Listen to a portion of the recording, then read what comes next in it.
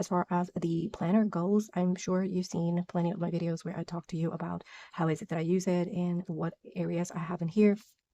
So basically, the core of the planner is still super useful to me. So I'm not changing any of that. My trackers are working just as intended. My monthly plannings are, an ever-changing project. Sometimes I use it more productively or, minimalist like this month. And some other times I just go in and try to be a little bit more creative. And I think that's a wave that I will continue to ride. So whenever I feel like making it more, you know, um, creative, that's what I'll do. For the weeklies, it's the same story. Sometimes I like to be a little bit more creative. So if you see my June setup, you've seen where I made these dish doors, and they have been working super good.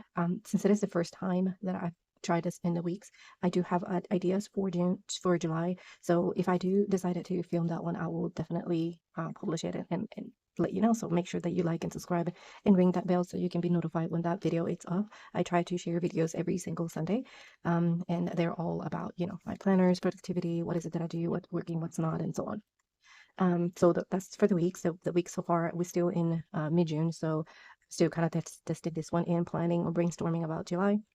So we'll get there when pretty soon actually.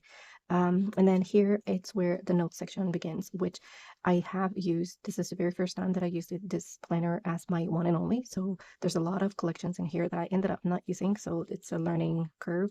Um, so I have been going through them and just analyzing. The first one that I did was this goals tracker or goals overview, which is similar to what the Common Planner offers, which again was very useful last year. This year, I completely forget that this is here, and I just go with the flow. But I do like the idea of having a guide of what it is that I'm working towards and being able to check it off when I get to it. So I don't know. I want to make it a little bit more useful. So for the second half of the year, I'm thinking I might come back here and white out a little bit of the information and then redo it in a way that is more engaging. So we'll see how that goes. But that's my way of kind of retrying this layout.